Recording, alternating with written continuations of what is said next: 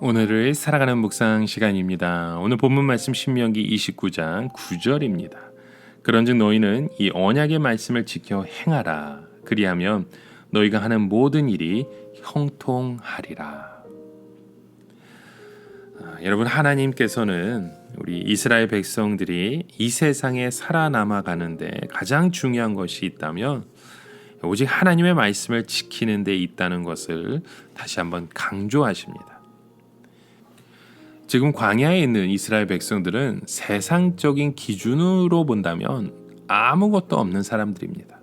즉 그들은 이 세상에 대해 아는 것도 없고 써먹을 수 있는 지식이나 기술이나 자본도 없었습니다.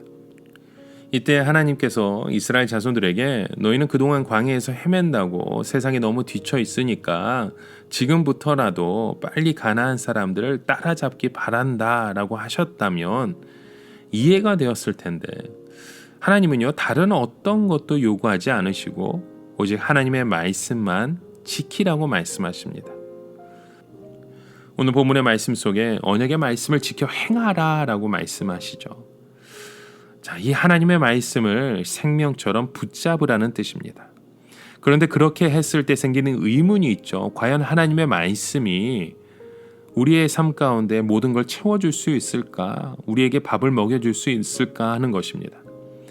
이스라엘 자손들은 광야에서 하나님의 말씀으로 살았습니다. 그러나 그것은 어쩔 수 없어서 산 것이고 그때에는 만나라고 하는 것이 있었기 때문이지 않습니까? 그런데 이스라엘 백성들이 가나안 땅에 들어간 후에도 말씀만 붙잡으면 먹을 것이 생기고 입을 것이 생기니까 예컨대 하루 종일 율법의 말씀만 읽고 있으면 저절로 가나안 족속들이 찾아와서 우리는 이제 물러갈 테니까 이제 너희들이 가나안 땅을 차지해서 잘 살아라 하고 말할 수 있을까요? 더욱이 하루 종일 율법의 말씀을 읽고 있으면 저절로 밭이 갈아지고 저절로 씨가 뿌려져서 농사가 될까요? 결코 그런 것이 아니었죠.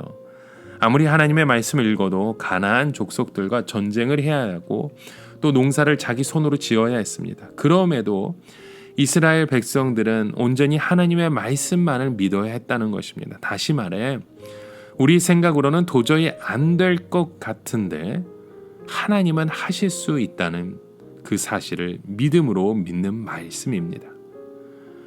여기서 하나님께서는 이스라엘 백성들이 애굽을 떠났던 이유에 대해서 알려주십니다. 그 말씀이 신명기 29장 16절과 17절에 있죠. 우리가 애굽 땅에 어떻게 거하였는지, 너희가 여러 나라를 어떻게 통과하여 왔었는지 너희가 알며 너희가 또 그들 중에 있는 가증한 것과 목석과 은금의 우상을 보았느니라. 이스라엘 백성들이 떠나왔던 애굽은요, 그 당시 최고의 문명 국가였습니다. 애굽 사람들은 이스라엘 백성들을 하찮게 생각했죠. 이스라엘 백성들이 애굽에 더 이상 살 수 없었던 것은 노예 생활도, 남자아이를 나일강에 던져 죽이는 것도 궁핍도 아니었습니다. 이스라엘 백성이 도저히 애굽 땅에 있을 수 없었던 것들은 바로 그들의 우상 숭배였죠. 애굽은 마치 귀신의 나라 같은 곳이었습니다. 그래서 하나님께서는 이스라엘 백성들을 애굽에서 불러내셔서 광야에서 마음껏 하나님의 말씀을 들으며 예배할 수 있는 자유를 주셨던 것입니다. 여러분, 이 세상의 최고의 자유는 예배의 자유입니다. 만약 예배의 자유가 박탈되면 모든 자유가 없어지게 됩니다. 하나님께서 이스라엘 백성에게 가나안 땅을 주신 것은 무조건 가나안 땅에서 좋은 집을 짓고 농사를 잘 지어서 행복하게 살라고 주신 것이 아닙니다. 하나님께서 원하시는 것은 광야에서 하나님을 잘 섬겼듯이 가나안 땅의 좋은 환경에서도 더욱 하나님을 잘 섬겨서 열매를 많이 맺으라고 가나안 땅을 주신 것입니다. 예를 들어서 우리 안에 어떤 화분에 화초가 있는데 아름다운 꽃이 피었습니다. 그런데 이 사람이 화초를 꽃밭에 옮겨 심었다면 더 많은 꽃을 피우라는 뜻이겠죠.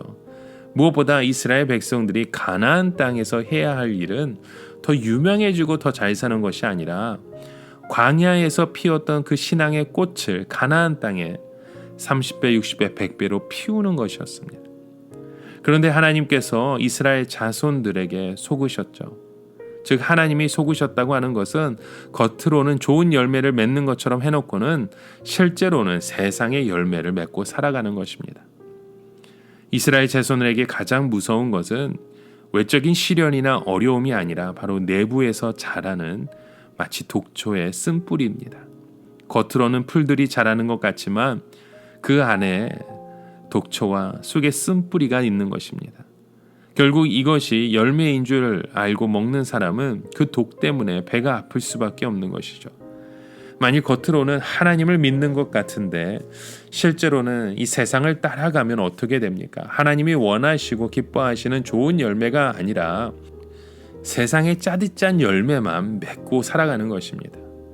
여러분, 무엇보다도 이스라엘 백성들이 가나안 땅에 들어온 이상 아무리 못 산다 하더라도 광야보다는 몇십 배 나은 환경이었습니다. 그렇다면 이스라엘 백성들이 이 가나안 땅에서 생각해야 할 것은 왜 하나님께서 나를 이 좋은 환경에 심으셨을까 하는 겁니다. 그것은 오직 나의 행복이나 평안을 위해서가 아니라 광야에서보다 더 많은 말씀의 열매와 신앙의 열매를 맺으라고 하는 것입니다. 여러분, 우리가 우리의 삶 가운데 주시는 은혜가 있습니다. 우리에게 주신 것들을 하나님의 말씀 앞에 우리가 함께 고백하고 하나님의 능력 가운데 서가지 않으면 여러분, 우리는 그 모든 것을 쾌락과 나의 즐거움과 나의 행복을 누리기 위해 하나님과 더 멀어질 수밖에 없습니다. 그렇게 되면 내 자신 안에 독초와 쓴뿌리가 생겨서 먹을 수 없는 열매를 거두게 되는 것입니다. 여러분, 오늘 이 세상의 삶 속에 살아가는 목적은 세상 사람들과 다르다는 것을 반드시 알아야 합니다. 우리는 하나님만을 섬기기 위해 존재하는 사람입니다. 그래서 아무리 이 세상에 잘 사는 것이 좋아도 거기에 파묻히면 안 되는 것이고 그곳을 박차고 나와서 신앙의 열매를 힘써 맺어야 합니다. 무엇보다도 그런 하나님의 복을 누리며 평안의 삶을 함께 누려갈 수 있는 저와 여러분의 모든 삶의 고백이 되어지시길 주님의 이름으로 간절히 축원합니다. 함께 기도합니다. 하나님 아버지, 세상의 평안을 누리는 인생이 아니라 하나님의 말씀의 복을 누리며 하나님께서 주어지신 것들에 감사하는 그 신앙의 고백이 세워지기 원합니다. 오늘 하루도 그런 믿음의 고백으로 우리의 삶을 인도하시고 주님을 바라보며 소망케 하여 주시옵소서. 예수님의 이름으로 기도드립니다. 아멘.